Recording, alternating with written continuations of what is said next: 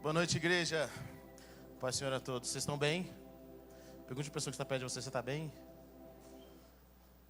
Você já elogiou a pessoa que está perto de você? Você falou: você está bonito hoje, está diferente. Glória a Deus. Nós estamos tão felizes em ver a nossa família crescer.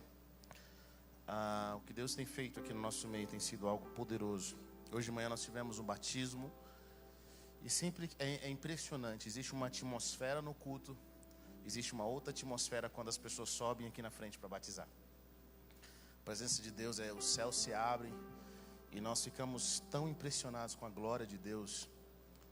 Você vê que os céus realmente recebem, há uma movimentação angelical. Deixa eu falar uma coisa para você. Nem tudo que nós fazemos, o céu se interessa. Nem tudo que nós fazemos, os anjos se interessam, o Senhor se interessa. Mas existem coisas que nós fazemos que quando os céus olham, os anjos do Senhor, o Espírito Santo de Deus se move, os céus respondem. O batismo é uma delas, a salvação é uma delas. É incrível quando eu vejo pessoas sendo salvas. Eu aprendi a discernir, o Senhor começou a abrir os meus olhos para perceber quando pessoas estão sendo salvas. A atmosfera muda, Jesus entra na sala, sabe, os anjos começam a se mover. Um dia eu estava conversando com alguém, enquanto essa pessoa conversava, ela não era cristã. De repente eu senti uma presença de Deus tão forte. Enquanto ela conversava comigo, não era culto, não era nada. E eu sabia naquele momento que aquela pessoa estava sendo salva, aquela pessoa estava sendo transformada. E o batismo é outro sinal como esse. O batismo é esse sinal de que os céus estão recebendo, os céus estão aceitando aquelas pessoas que estão descendo as águas e subindo. Sabe, nós precisamos aprender como cristãos a entender a movimentação celestial. Quando Deus está presente, quando Deus está fazendo as coisas, quando Deus se revela. Heber, você quer dizer que Deus não está presente em todas as coisas? Não, Deus está presente. Mas a glória manifesta, Ele não se revela em todos os lugares. Vocês estão comigo ou não? Ele está presente, mas não significa que Ele se revela. E quando Deus se revela, quando Deus se manifesta, as nossas vidas são transformadas, pessoas são curadas. Quando Deus se revela, pessoas são salvas. Quando Deus se revela, alguns conceitos espirituais, coisas que nos oprimem começam a ser quebradas, começam a cair por terra.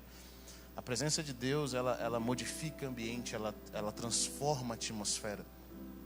E é algo que você não pode experimentar apenas com a mente.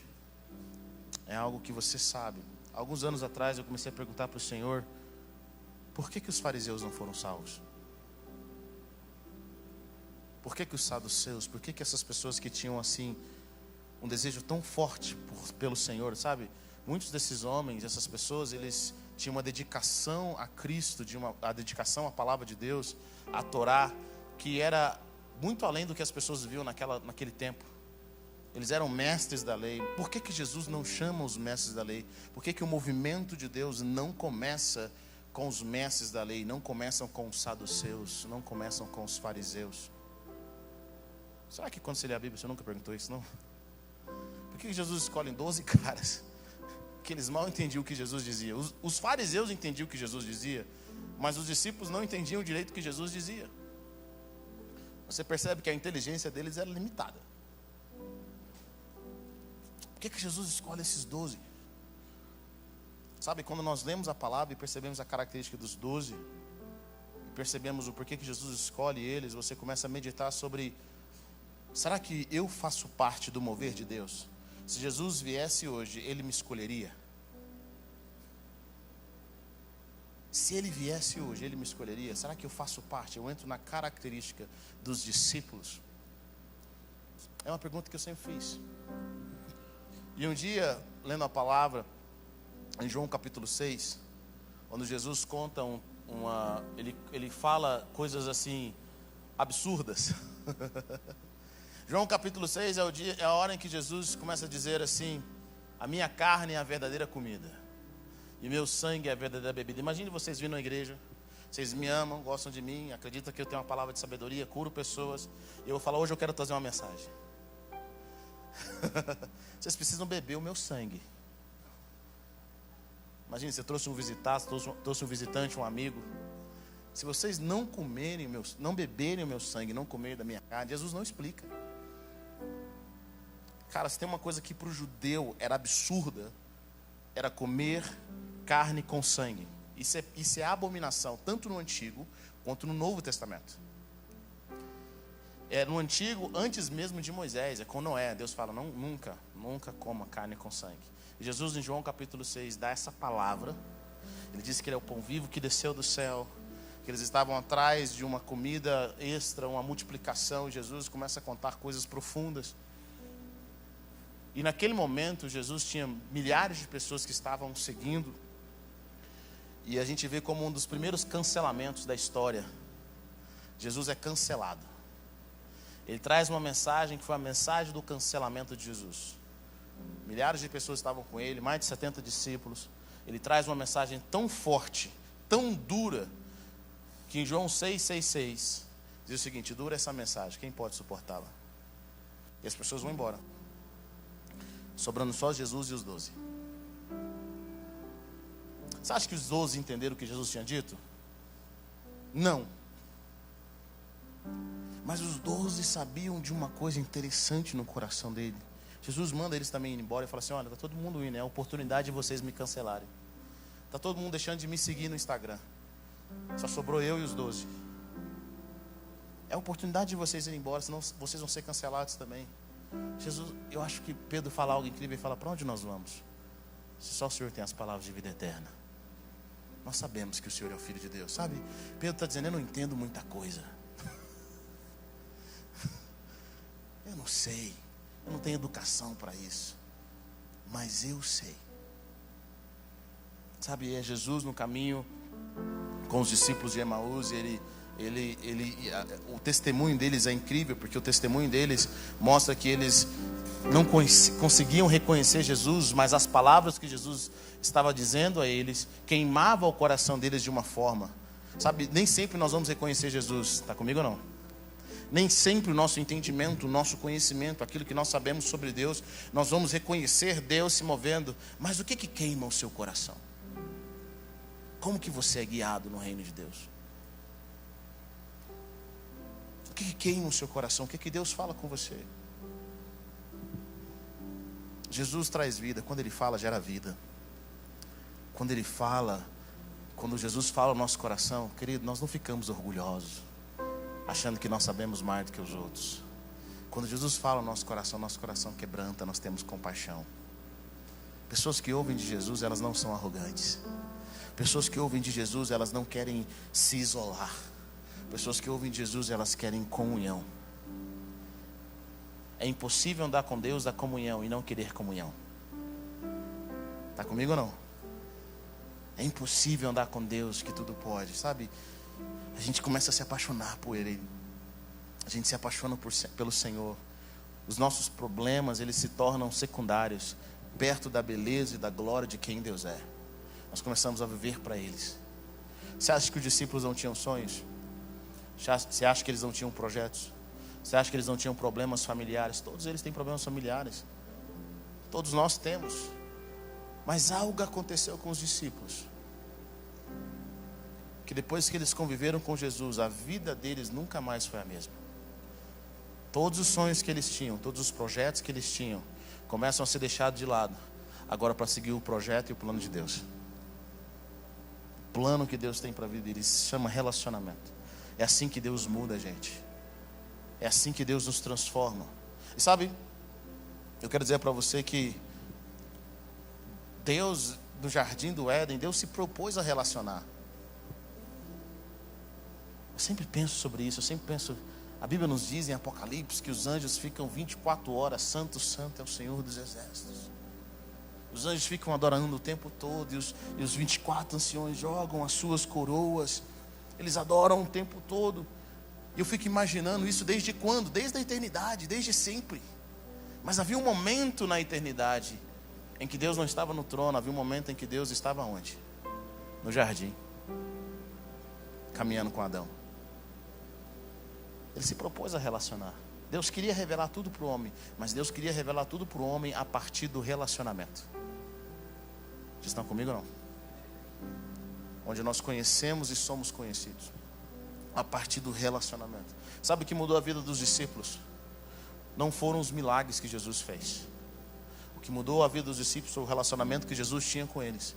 O que mudou a vida dos discípulos foi a morte que Jesus, naquilo que Ele se entregou, Ele deu a sua vida por eles. Os discípulos sabiam que eles não eram merecedores. Os discípulos sabiam que eles não tinham tanto conhecimento. Eles sabiam que eles eram limitados. Mas o que Jesus fez por eles marcou a vida deles de tal forma que eles nunca mais foram os mesmos. Será que a forma como você se relaciona com o Senhor te faz nunca mais ser o mesmo? Vocês estão comigo? Nunca mais eu vou ser o mesmo. E aí você começa a desejar por coisas eternas. Você começa a desejar coisas eternas. A sua bússola agora é a eternidade. Esse é um dos sinais de quem nasceu de novo. Quem nasceu de novo tem uma bússola eterna. Ele é movido pela eternidade. Ele não é movido pelo agora. Ele não é movido pelas circunstâncias. Mas ele é movido pela eternidade. Existe um olhar da eternidade. Existe algo que nessa terra, que nada compra ele. O conforto não compra, as propostas, a fama não compra. Ele é movido pela eternidade. Por quê? Porque quando você tem um relacionamento com o eterno, é impossível você não ser movido pela eternidade. Sabe, querido, às vezes você está tão preocupado aqui com as coisas desse mundo. E eu quero ter uma palavra de Deus para te dar. Mantenha os seus olhos na eternidade. Tudo que Paulo fez, tudo que os discípulos fizeram, eles fizeram com os olhos na eternidade, esperando receber a recompensa da eternidade. Existe uma recompensa na eternidade para aqueles que são fiéis ao Senhor, para aqueles que entregaram a sua vida, aqueles que perderam a sua vida. Quantos creem nisso? Diga amém. Esse é o nosso tempo de vivermos pela eternidade. Então os céus respondem, sabe? É a hora é aquele momento em que a eternidade invade a terra. Isso é extremamente importante. Amém? Se vocês me verem andando sobre as águas em Israel, sou eu mesmo. Estão prontos para ir para Israel? Diga a pessoa que está perto de você, querido, não temas, crê somente. Chegou sua hora. Abra sua Bíblia comigo em Mateus capítulo 10. Mateus capítulo 10, nós estamos nessa série sobre casas transformadas. Casas transformadas. Mateus capítulo 10, versículo 11. Oh Deus, nós chamamos.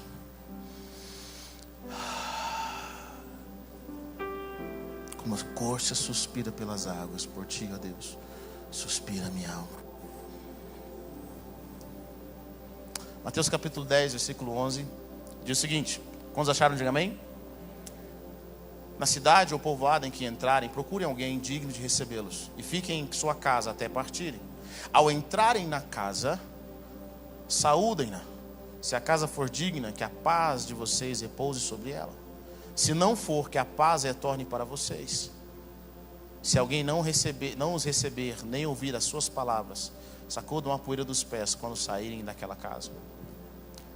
No livro de Lucas vai falar mais ou menos a mesma coisa. Quando vocês entrarem numa casa, paz a esta casa. Se houver ali um homem de paz, a paz de vocês repousará sobre ele. Senão, ela voltará para vocês. Fiquem naquela casa e comam e bebam o que derem a vocês, pois o trabalhador merece o seu salário. Não fiquem mudando de casa em casa. Vamos orar. Pai, eu quero te agradecer pela oportunidade que nós temos. Nós te agradecemos pelo teu amor que é tão infinito, Deus. Ah, Deus, nós oramos para que o Senhor venha nos mostrar o teu coração, Senhor. O Senhor nos chamou de casa, nós somos a tua casa. Que os teus filhos possam viver a realidade da casa transformada, Senhor Deus. Que a casa dos teus filhos seja uma extensão dos céus, seja uma extensão da igreja. Nós oramos para que a realidade dos céus venha sobre a vida dos teus filhos nessa noite. Em nome de Jesus. Em nome de Jesus, amém? Glória a Deus. Eu amo essa passagem porque Jesus está dando instruções específicas para os discípulos. E as instruções é quando vocês forem ministrar, vocês chegarem em uma casa, digam paz a esta casa. A palavra paz em hebraico significa shalom. Nada está faltando, nada está quebrado, tudo está em perfeita ordem. E a palavra shalom também significa quebrando a autoridade do caos. Quando Deus nos dá a sua paz, existe algo que nos transforma. A Bíblia nos fala que a paz de Deus, ela deve ser o árbitro ou juiz nos nossos corações. A paz de Deus é que nos guia. Queridos, sem paz não há prosperidade. Sem paz não há alegria. O reino de Deus é justiça, nessa ordem, paz e alegria. Diga comigo, justiça, paz e alegria. Então, sem justiça não há paz. E sem paz não há alegria. Quando Deus começa a fazer algo nas nossas vidas, primeiro Ele começa com um processo de justiça. É o que Jesus fez por nós na cruz do Calvário. Quando você recebe Jesus como Senhor e Salvador da sua vida, e o seu ser começa a entrar em ordem, há uma ordem dentro do seu ser, essa justiça ocorre, e aí você começa a ter algo chamado de paz. Todas as pessoas que recebem Jesus, o testemunho delas é o mesmo. Fala assim, cara, eu estou sentindo uma paz que eu nem sabia que existia. Porque o seu ser começa a entrar em ordem, há um equilíbrio. Você recebe o que é de direito, aquilo que você deveria ter recebido desde a fundação do mundo, desde que você nasceu, é justiça. A justiça, ela vai produzir paz. A paz é um sinal de que se algo está bem ou está mal na sua vida. Se você não sente paz em coisas que você está fazendo, com certeza é um sinal. A forma como Deus fala conosco, a forma primária como Deus fala conosco é através da paz. Diga comigo, paz. A forma como Deus fala conosco é através da paz. Sabe, às vezes nós pensamos que Deus vai falar com a gente de uma forma assim, vai vir uma luz do céu, essa luz vai brilhar, vai vir aquela voz, sabe, forte. É isso que te digo. Estou com você. E aí você fala, Senhor, és tu. Mas Deus não fala dessa forma. Ele pode até falar, Ele é Deus, Ele fala do jeito que Ele quiser, mas a forma como Deus fala conosco, pelo menos comigo, é assim. Às vezes minha filha pergunta assim, pai, como é que Deus fala com você? Querido, pensa numa pergunta difícil de responder. E aí eu lembro quando eu era pequeno, eu queria saber, meu pai falava assim, cara, Deus não falou comigo. E eu tentava entender como é que Deus não falou com meu pai, gente. Eu estava com ele o tempo todo. Todo o tempo, como é que Deus falou com ele, não falou, como é que funciona isso? Até que eu aprendi dele, ele falou assim, eu não senti paz de ir. Está tudo certo, está tudo organizado, está tudo pronto, tem dinheiro para fazer, para viajar. E você fala assim, cara, já aconteceu isso com você ou não? Você fala, não sei.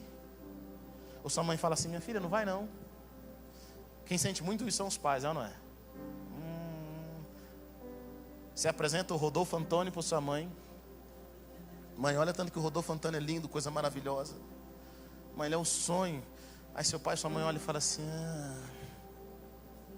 minha filha, eu não estou sentindo aquela paz. Mãe, você não conhece ele é maravilhoso. É o homem da minha vida, eu encontrei. Seu pai não sabe exatamente o que é, mas sabe... Existe algo no seu coração que está dizendo não. Porque a Bíblia diz, seja a paz de Cristo o juiz no coração de vocês. Às vezes você coloca aquela roupa e Deus fala com o seu Espírito Santo, Deus, você não está sentindo paz. Você vai em certo lugar, você terminou um relacionamento, de repente um ex, ou uma ex, ou uma endemoniada qualquer da vida... Começa a curtir todas as suas fotos do Instagram. E aí você sente dizer um oi evangélico. Um oi cristão. Aí você está na sua mente assim, não, Deus, o Senhor sabe, é para as almas, é para ganhar, é para Jesus. Aí o Espírito Santo de Deus está falando assim, não faz isso não, guerreiro. Fica, a paz, aquela paz. Quantas coisas que nós fazemos que a nossa paz vai embora. A paz começa a ser o juiz do nosso coração. A Bíblia diz, seja a paz de Deus do juiz. É a forma como Deus está falando com você. Não vai que não vai dar certo. Mas está tudo maravilhoso. E essa paz é uma paz extremamente importante. Por quê? Porque Deus está mostrando para nós que se nós não tivermos essa paz, existe um caos esperando pela gente. Quando a paz sai, o caos entra. Está comigo ou não? Nós não conseguimos ouvir as coisas claramente se nós não estivermos em paz. Sem paz não há prosperidade. E sem justiça não há paz. Quando Jesus diz, quando vocês entrarem numa casa, digam paz a essa casa, haja shalom, que as coisas começam a entrar em ordem. É incrível porque a justiça, nós nascemos para ver as coisas em ordem, para receber o que é de direito, aquilo que pertence, para viver uma vida equilibrada. Quando você está na sua casa, imagine a sua casa, seu lar, sua parte física, e está tudo uma bagunça. Sabe, tem partes da sua casa que não estão bem arrumadas, tem áreas da sua casa que não estão agradáveis aos olhos. Depois que você arruma, o que você sente? Paz. É engraçado isso, né? Como a nossa paz está atrelada à organização, as coisas estarem em ordem. A paz, ela realmente está ligada a quebrar o caos. Quando as coisas estão bagunçadas, nós temos um caos. Quando você faz justiça, limpa a sua casa, organiza a sua casa. Quando deixa a sua casa um ambiente saudável, existe paz. Quando você começa a orar e pedir a Deus, Deus, fala sobre a minha casa, como é a sua casa? Eu queria que você pensasse um pouco sobre isso, como é a sua casa? Você tem vontade de voltar para ela? A sua casa é o seu lugar seguro? A sua casa é o lugar onde Deus fala com você? Você sabia que a sua casa deveria ser a extensão da igreja, deveria ser a extensão do céu? Quando as pessoas entram na sua casa, elas conseguem sentir a presença de Deus na sua casa. Quando elas entram no seu quarto, elas conseguem sentir a presença de Deus. Eu lembro quando nós morávamos num barraco, e era um barraco mesmo, gente, era assim bem baixo, era muito quente, sabe? O chão vermelho. Alguém é dessa época aqui? Que aquele chão vermelho, aquela da enceradeira, alguém tinha? Vocês são muito ricos, vocês não sabem disso, não.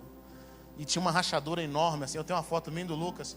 Eu tenho uma foto minha, eu banguelo, com Black Power, nesse chão vermelho. Cara, eu não sei como, eu não sei quem foi usado pelo mal para colocar essa minha foto na escola quando eu era pequeno.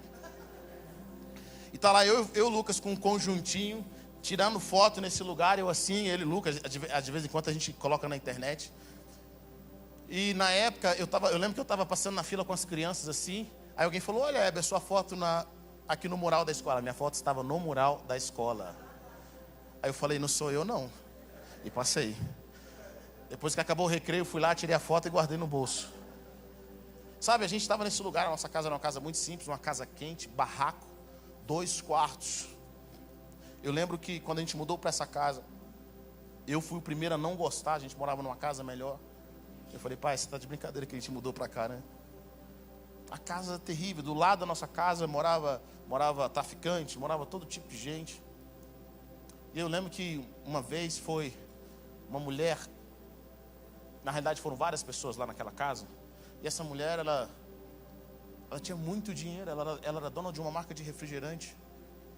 E ela chegava na casa dos meus pais, ela deitava no sofá, gente, pensa no sofá quente. A casa era quente, o sofá era quente, o chão vermelho. O motorista dela do lado de fora, no ar-condicionado no carro.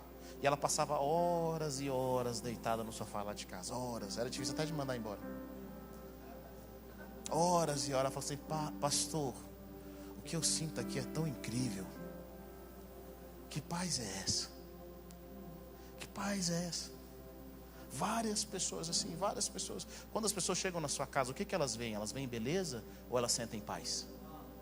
Quando seus filhos chegam em casa, sabe? Se você tiver que competir com alguém, com a mãe de um coleguinha na escola, com relação à paz, será que a sua casa é o lugar que mais tem paz?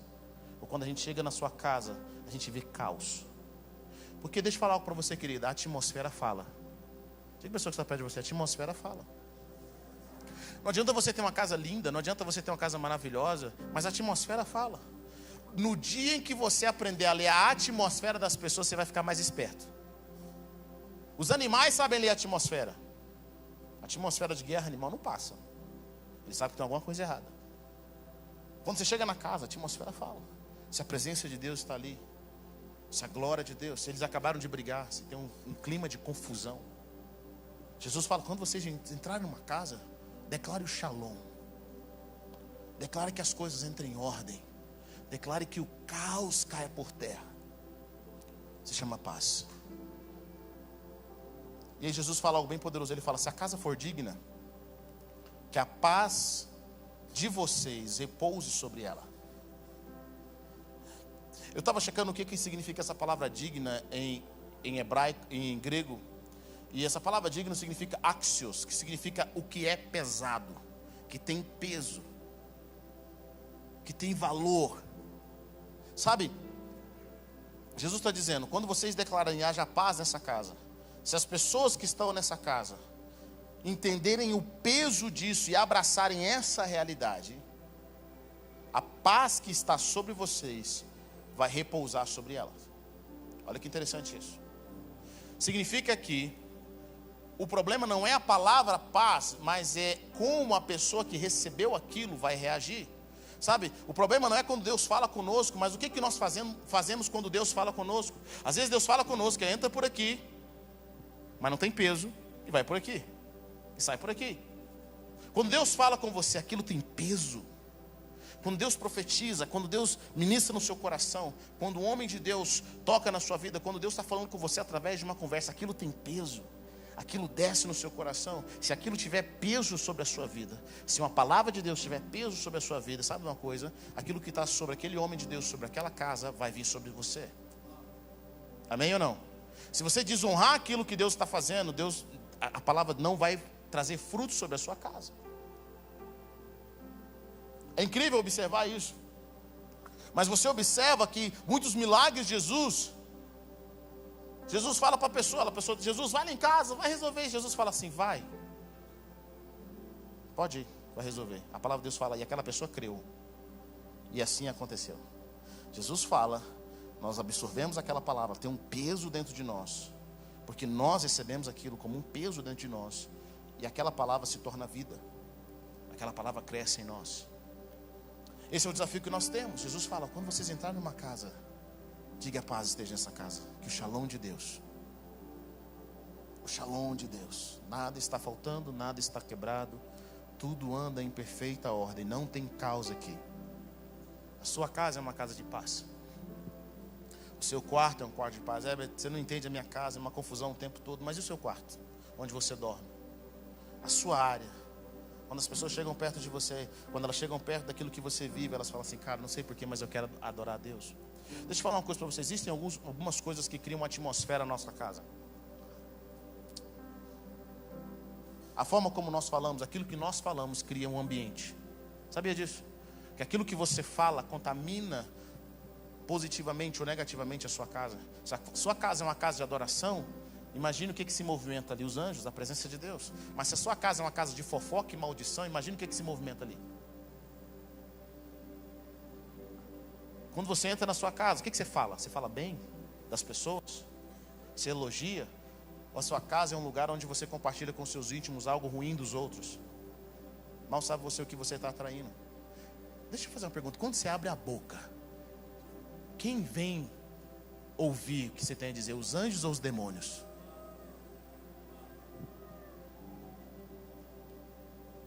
A atmosfera da sua casa fala. E a paz, aquilo que nós declaramos, aquilo que nós profetizamos sobre a nossa casa é extremamente importante. Jesus traz essa realidade para os discípulos. Sabe por que ele traz essa realidade para os discípulos? Porque uma casa sem paz não pode prosperar.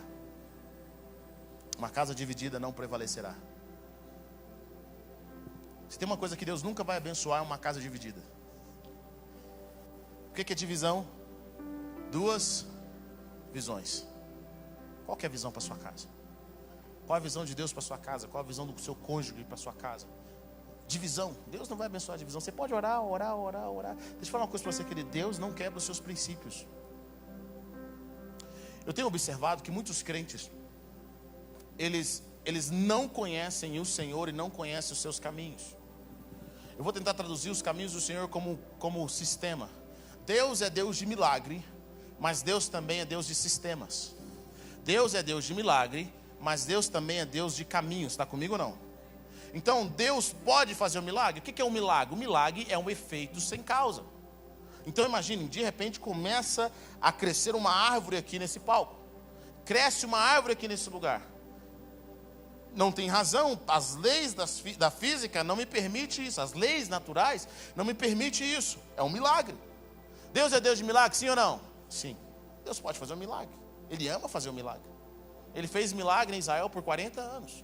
40 anos o maná do céu veio. 40 anos as roupas cresciam. 40 anos o povo é alimentado por uma rocha de água que seguia eles. 40 anos uma coluna de fogo durante a noite e uma nuvem durante o dia. 40 anos Deus, esse povo foi um povo que Deus curou. Não havia enfermidade. A palavra de Deus fala, eu sou Deus que te sara.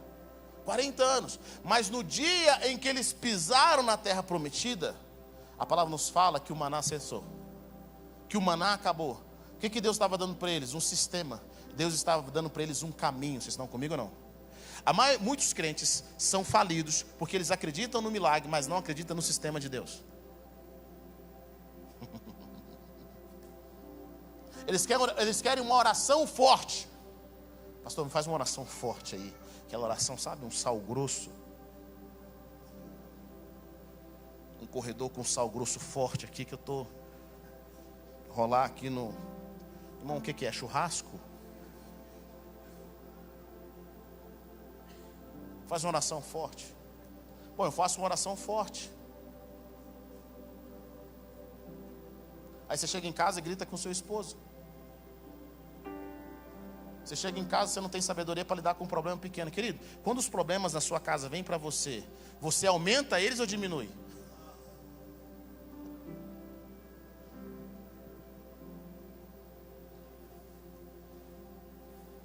As pessoas na sua casa podem dizer para você assim, ó, fala com ele que ele vai ajudar a resolver. Ou vai falar assim, ó, não fala não que aí, mano, aí é confusão. Nossa, pelo amor, não deixa nem saber disso. Você melhora a circunstância ou você dificulta a circunstância? Meu irmão, se você só dificulta, não tem oração. Não tem jejum. Aí você quer culpar o diabo fala assim, não faço parte disso. Está além da minha jurisdição.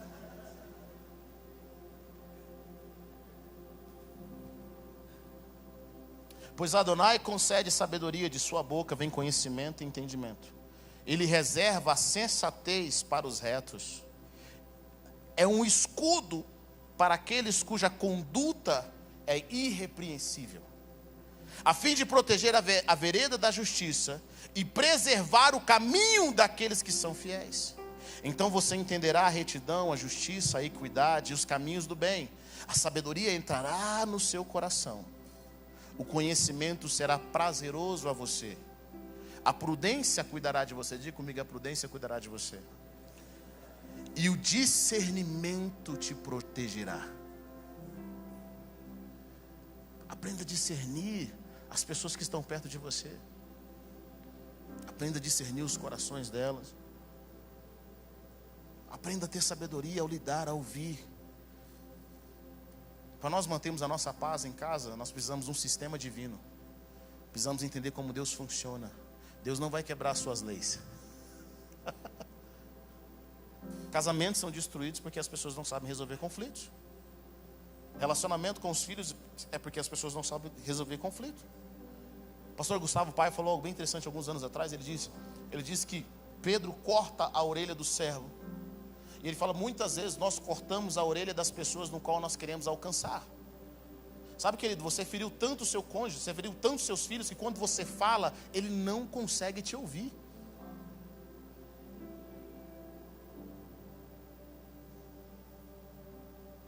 A palavra de Deus fala que é mais fácil conquistar uma cidade do que alguém ofendido, sim ou não? As pessoas não conseguem. Nós cortamos as orelhas dela, não tem paciência. Nós não nos conectamos. Precisamos ter conversas sérias? Demais, sempre nós precisamos. Querido, conversas sérias são importantes, mas em ambientes corretos. Está comigo ou não? Em ambientes corretos, em ambientes de amor, em ambientes seguros.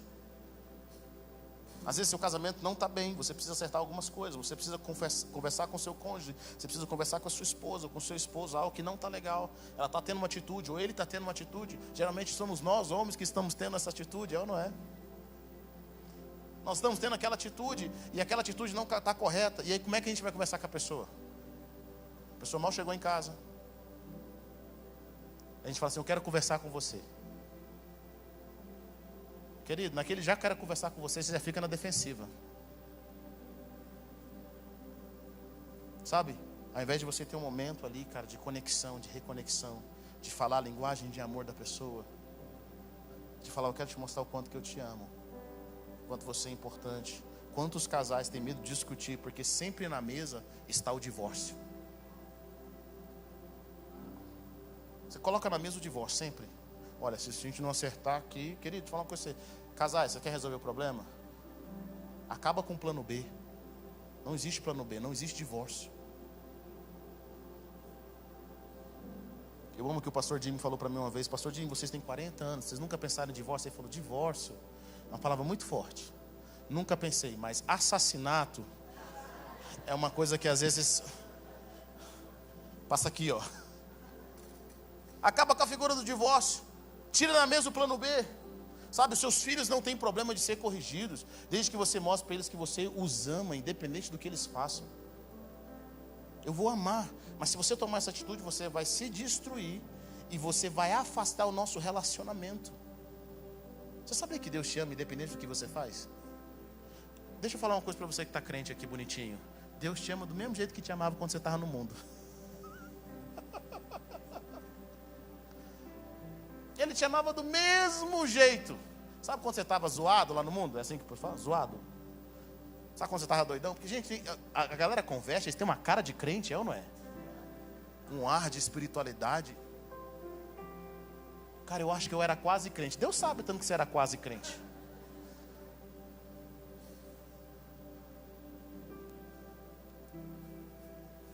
Sabe, Deus te ama do mesmo, nunca mudou o amor de Deus por você. É por isso que você está aqui, porque Ele sempre te amou. O dia que você entender isso, você não vai fazer as coisas simplesmente porque você acha que merece o amor de Deus. Você vai fazer isso porque você é grato pelo amor que Ele tem por você. É simples. Deus nos ama, isso não vai alterar. Mas o nosso pecado, diz a palavra de Deus, nos afasta dele. Nos afasta do melhor de Deus. O que é o melhor de Deus? O relacionamento com Ele. Ouvir a voz dEle. Caminhar com Ele. Então você tem que colocar no ambiente da sua casa, na paz que Deus está colocando. Deixa eu falar, cara, não tem divórcio aqui. Não tem divórcio. Não tem divórcio com os meus filhos, não tem divórcio com o meu cônjuge. Nós vamos resolver isso. Mas nós vamos resolver para que nós possamos caminhar melhor. Nós vamos ter conversas poderosas para nós caminharmos melhor. São princípios do reino de Deus. A palavra fala sobre a repreensão franca. Fala sobre sabedoria. Quando a paz de Deus invade nosso ambiente, nós temos a probabilidade, o chamado de Deus para nós transbordarmos. Para nós termos aquela alegria que transforma as nossas vidas, os nossos corações. Sabe, a palavra de Deus fala que a paz de Deus, que excede todo entendimento, possa guardar a mente e o coração de vocês. Sabe qual que é a diferença da paz de Deus para a paz do mundo? A paz de Deus, a paz do mundo, tudo tem que estar em ordem. Tudo tem que estar bonitinho. E olha só, na nossa vida nem tudo está em ordem o tempo todo, sim ou não? Mas a paz de Deus, ela é uma paz que excede o entendimento. Você não sabe por quê. Você não deveria estar em paz, mas você está. Você não deveria estar em paz. As coisas estão caindo ao seu redor, mas você está em paz. Por quê? Porque é a paz de Deus. É Deus falando para você assim, ó, tudo vai ficar bem. Você está passando por esse tempo de escuridão.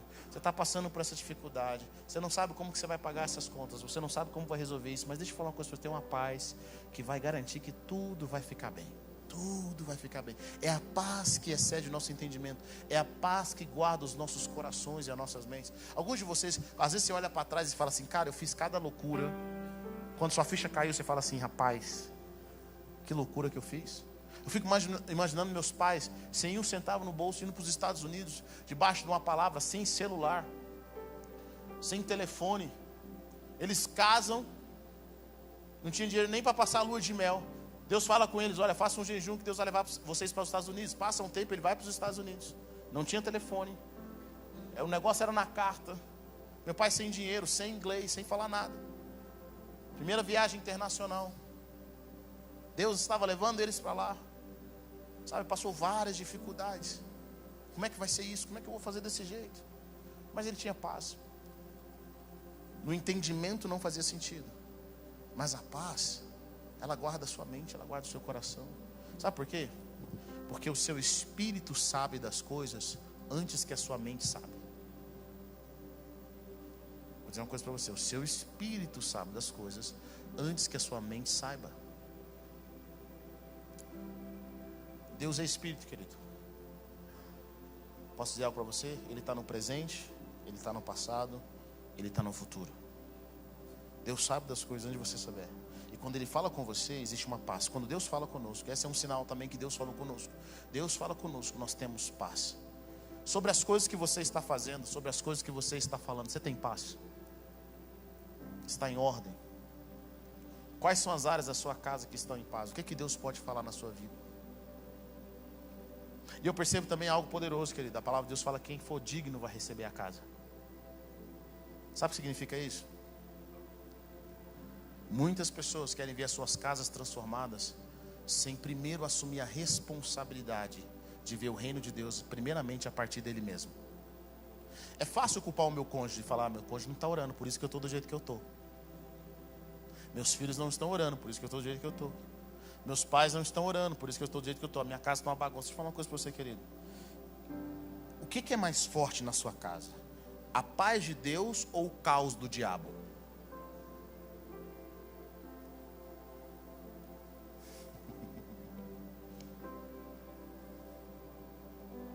O que é mais forte na sua casa? Quem está mais cheio de quê? Quando você está cheio de Deus, você está cheio da presença, cheio da glória de Deus, você está cheio de paz, querido. O diabo pode usar o seu cônjuge, pode usar os seus filhos, pode usar quem ele quiser. Se os seus filhos quiserem ficar endemoniados, eles vão ter que caminhar longe de você, porque enquanto eles estiverem perto de você, a presença de Deus é tão forte que eles vão ser contaminados pela glória de Deus. Sabe, nós precisamos assumir a responsabilidade da presença. Nós carregamos a presença. Diga comigo: eu carrego a presença. Eu carrego a presença, eu guardo a presença. Onde quer que eu vá, eu começo a guardar a presença. Eu carrego a presença de Deus, a unção de Deus está sobre minha vida. Sabe, o Antigo Testamento mostra o poder do pecado, mas o Novo Testamento mostra o poder da glória e da presença de Deus. No Antigo Testamento, quem tinha lepra não podia tocar nas pessoas, mas no Novo Testamento, os leprosos tocavam Jesus e Jesus não ficava leproso. Jesus curava eles. Os impuros tocavam em Jesus e eles ficavam puros. Quando você está cheio de Deus, querido, o mal perto de você ou se torna em bem ou vai embora. Quando você está cheio da paz de Deus, onde quer que você chegue, o ambiente é transformado. Vocês estão comigo ou não? E a pergunta é: quem quer ser cheio de Deus?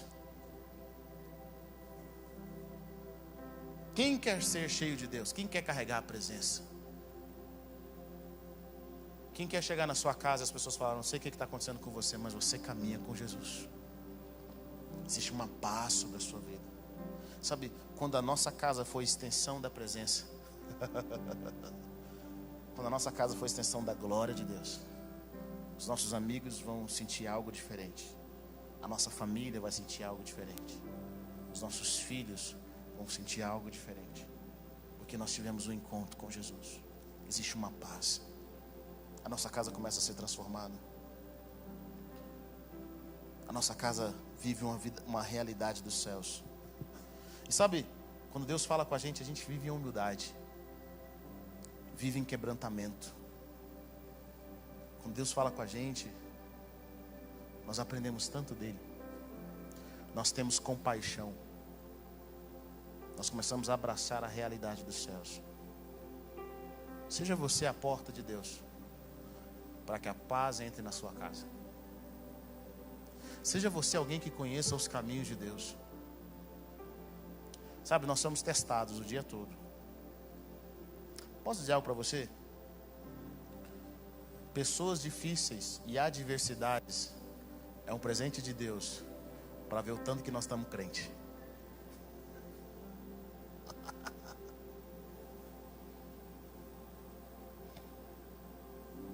A cruz revelou mais a característica de Cristo do que qualquer milagre que ele fez. Irmão, você pode contar toda uma história, mas no seu momento de dor e rejeição, no seu momento de humilhação, o que está realmente dentro de você sai. Sim ou não? Sabe? Alguém já teve algum amigo ou um parente que você falou não para ele, ele se transformou na sua frente?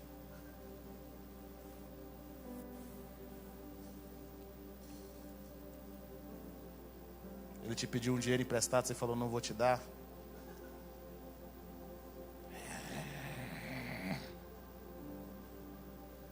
O não, a cruz, a dificuldade, a humilhação, a rejeição. Deixa eu falar algo para você, querido. Você tem que aprender a vencer a rejeição. Sabia disso?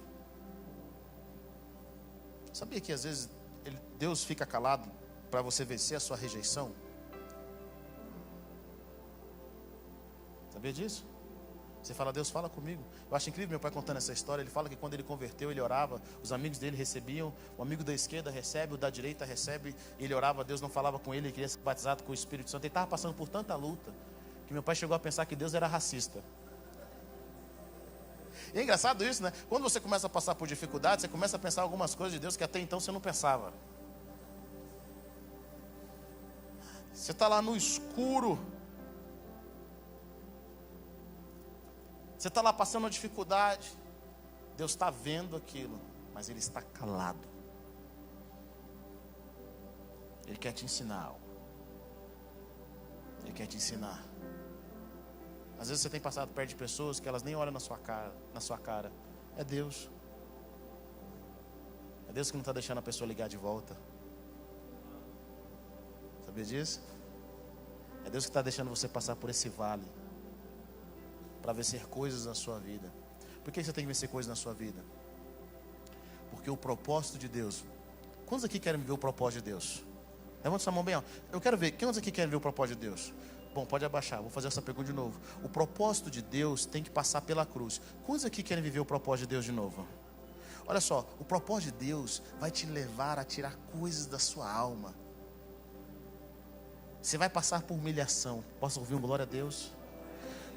Você vai passar por rejeição. Posso ouvir um glória a Deus?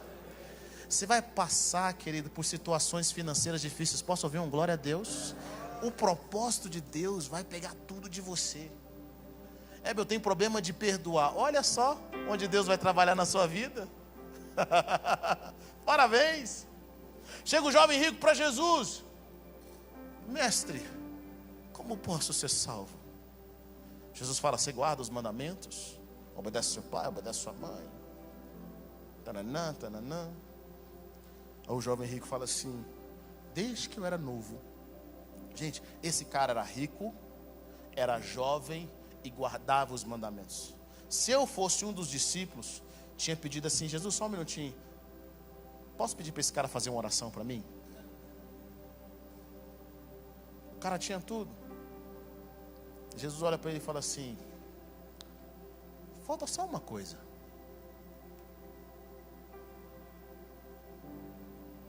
Sabe, não conta para ninguém não, tá? Sabe aquela coisa no seu coração que você não quer dar para Jesus de jeito nenhum? Sabe aquela assim que você esconde as 7 chaves? Aquela lá que Deus vai pedir. Ele sabe exatamente. E adoração, oferta, dízimo, falar que Ele é bom, não vai comprar Jesus. E aí é a diferença daqueles que querem segui-lo de fato e aqueles que não querem segui-lo. Aqueles que estão dispostos a falar, Senhor Jesus, o meu bem mais valioso é o Senhor. Nosso propósito, a casa que nós servimos, querido, nada nos ensina mais a servir a Deus do que em casa. Sabia disso ou não? Aplicar a sabedoria da palavra na sua casa é um desafio. Meu irmão, minha esposa, os meus pais, as pessoas que estão ao meu redor, a minha filha, olha, eu amo minhas filhas, cara. Minhas filhas, elas me dão a sabedoria. Que sabedoria? Elas me dão o dom da paciência. Alguém aqui tem filho pequeno ou não? Cara, é uma paciência que você desenvolve, assim, um domínio próprio, emocional. Sabe aquela coisa que vai te ensinando de dentro para fora? Quando você cresce com certas pessoas, elas aprendem a apertar os seus botões. Elas sabem apertar aqui, ó. Vamos ver se você está crente mesmo. Vamos ver se você morreu por pecado. Ó, esse aqui, parece que está mexendo, hein? A sua família te ensina. As pessoas perto de você que vão revelar se realmente o que está dentro de você é a presença de Deus ou se ainda tem muita carnalidade dentro de você. Nosso cônjuge nos ensina. As pessoas que estão ao nosso redor. Você quer aprender muito de Deus? Aprende em casa. Aquelas pessoas difíceis que estão perto de você, que não conhecem a Deus, elas te ensinam. Aqueles que te afrontam, te ensinam. Mas é aí em que você vê a mão de Deus. E é aí que você vai descobrir se você tem paz ou não. Se a sua paz vence as circunstâncias, ou é a circunstância que vence a sua paz.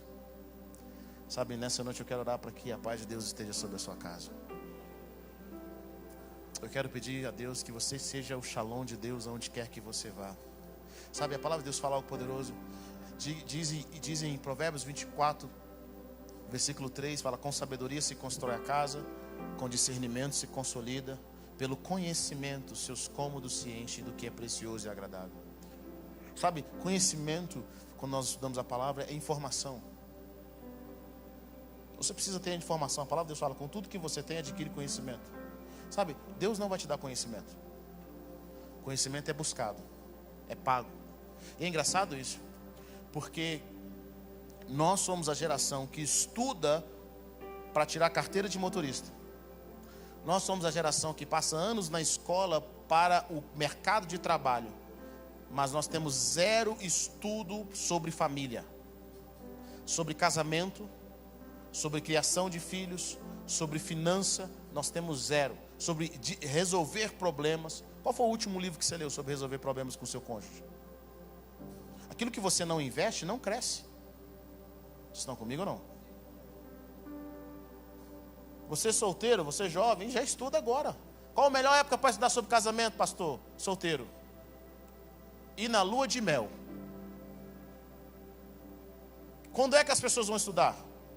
Quando é que elas vão buscar informação, conhecimento? Quando já está divorciando. Quando as coisas muitas vezes já estão tarde demais. Você tem que encher de conhecimento. Não somos nós que, não é Deus que busca por nós, querido, nós que vamos atrás. Você tem que buscar como se busca a prata, como se busca o ouro, é que a palavra de Deus fala. Capítulo 2 de Provérbios: meu filho, se você receber as minhas palavras e guardar as minhas recomendações, prestando atenção à sabedoria, inclinando a sua mente para a compreensão. Sim, se você pedir conhecimento e elevar a sua voz por discernimento, se buscar isso como se buscasse a prata e procurar isso como se fosse um tesouro escondido, então entenderá o temor a Adonai e achará o conhecimento de Deus. Você busca como a prata, você busca como ouro. Chega a pessoa que está perto de você, querido, se você nunca leu nenhum livro sobre relacionamento, chegou a sua hora. Você tem que buscar conhecimento, você tem que buscar informação. E aí você começa a pedir a Deus o que? Discernimento. Diga comigo, discernimento. Ou compreensão, você conecta as informações. Você começa a entender como funcionam as coisas. E por último, a sabedoria. Sabe o que a sabedoria é? A sabedoria é o conhecimento e o discernimento aplicado. Você aplica aquilo. É a sabedoria que constrói a casa. Tem pessoas que têm muita informação, mas elas não têm sabedoria para quê? Para aplicar. Você viu lá um vídeo de como resolver o problema na sua casa, de como conversar com seu cônjuge, de como conversar com seus filhos. Na hora que você vai conversar, todo aquele vídeo vai embora. Já aconteceu isso com você ou não? Todo aquele conselho, você olha, vou aqui resolver da melhor forma possível. De repente começa a gritaria, a confusão. Sabedoria é a informação aplicada, a forma como você aplica, a forma como você conversa. E eu sinto nessa noite que o Senhor quer mudar as nossas casas. Eu sinto nessa noite que o Senhor quer fazer algo poderoso na nossa casa. Que a nossa casa vai ser uma casa não apenas de milagres, mas uma casa no qual o sistema de Deus prevalece. A forma como nós conversamos, a forma como nós vivemos, a forma como nós vemos a realidade dos céus. É aquela casa que representa a glória de Deus. Sabe a minha oração nessa noite? Quando as pessoas entrarem na sua casa, elas têm um sentimento que elas estão entrando num pedacinho do céu. Não interessa quantos anos de casado você tem até hoje, Deus sempre tem mais. Sempre tem mais. Não interessa o relacionamento com seus filhos, com seus pais, Deus sempre tem mais. Deixa eu falar uma coisa para vocês, filhos que não tiveram pais sábios. que não tiveram bons pais, ou você acha que não teve um bom pai. Você tem duas alternativas. Ou você aprende com os erros deles e entende que os seus pais são humanos como você, e você carrega o DNA deles, e que você pode fazer igual ou pior. Quero que você repita comigo: quem não perdoa, repete. Quem não perdoa, repete. Você pode pegar os seus filhos, aprender com a sua mãe, com o seu pai. Eu sei que eles são muito difíceis. E é engraçado, pais difíceis, por incrível que pareça, geram muitas vezes filhos sábios. É ou não é? Pais difíceis geram filhos sábios, porque depende da forma como você vê as coisas. Você pode aprender com eles, com os erros deles, e não cometer os mesmos erros. Entender que os seus pais também erram, eles são homens como você. Ou você pode cometer os erros deles e fazer igual ou pior. Sabe, então tenha um coração de misericórdia. Tenha um coração de misericórdia. Às vezes eu converso com filhos tão intolerantes, tão orgulhosos. Querido, vê a história do seu pai e da sua mãe. Vê o que eles passaram. Tenha misericórdia. Peça que Deus te dê sabedoria, Deus te dê amor. Sabe, eu penso muito sobre Deus. Todo pecado que nós fazemos é contra Deus. Se você se acha inteligente, imagina Deus. Deus tem tudo para nos humilhar, gente. Ele tem tudo para quebrar a gente. Nós erramos e erramos feio nessa vida. Deus cria uma terra linda.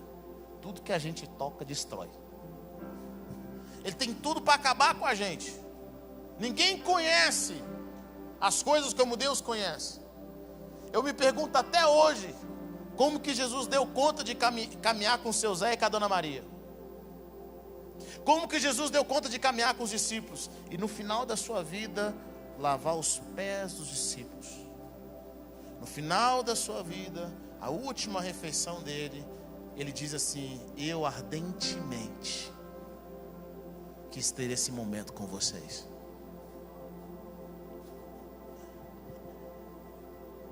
E a gente, que não é nem engenheiro da NASA,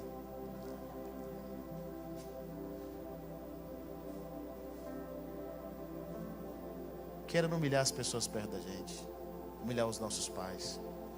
A palavra de Deus fala que Jesus era obediente aos pais em tudo. Deveria ser muito difícil para Jesus submeter aos pais, tendo a consciência de que ele sabia muito mais do que os pais. Mas essa é a sabedoria do reino. Deixa eu falar uma coisa para você. A sabedoria do reino é sempre humilde. Quer saber se alguém é sábio do reino ou sábio do mundo? Vê a humildade. Ela é simples. A sabedoria do reino é humilde. Ela quer servir. Ela tem compaixão. Sirva a sua casa.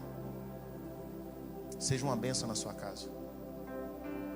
As áreas em que os seus familiares não são, as áreas que eles não conseguem vencer, sabe de uma coisa? Deus vai te usar para completar. Coloque em pé nessa noite, eu quero orar com você. Aleluia. Quantos querem mais de Deus? Diga amém. Sabe, eu estou tão animado por aquilo que Deus está fazendo. Eu estou tão animado por aquilo que Deus vai fazer na sua casa essa semana. Prepare-se para viver novas realidades. Quantos querem viver novas realidades? Diga amém. Quantos querem viver todas as bênçãos de Deus sobre a sua casa? Diga amém. Quantos querem entender os caminhos do Senhor e aplicar isso sobre a sua casa? Diga amém. Sabe, querido, os planos de Deus para nós são planos maravilhosos. Ninguém sonhou com a nossa felicidade e alegria como o nosso Deus. Deus tem uma realidade para você. E eu oro nessa noite para que a religiosidade não te impeça de ver o melhor de Deus.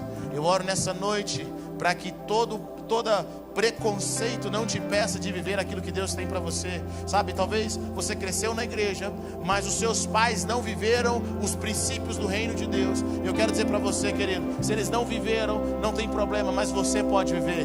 Você pode escolher o caminho de vida, você pode escolher o caminho de transformação. O que o Senhor vai fazer através de você vai mudar nações, vão mudar pessoas de forma tão poderosa, querido, que nem você vai se reconhecer. Quantos querem mais de Deus? Eu quero que você levante a sua voz nessa hora. Eu quero que você comece a levantar a sua voz ao Senhor. Eu quero que você diga: Senhor, entra no meu lar. Pai, eu oro para que a tua paz esteja sobre o meu coração. Eu oro para que a realidade dos céus me transforme. Comece a orar, levante sua voz. É sobre a sua casa, é sobre a sua família. O bom pastor nessa noite está te chamando para um novo tempo. Ele está te chamando para um novo tempo. Comece a levantar a sua voz. Mais Espírito Santo, Senhor, eu oro, Pai, mais. Para as águas de descanso, eu ouço sua voz me convidando pra deixar todo o fardo. Nele eu sei, encontro paz e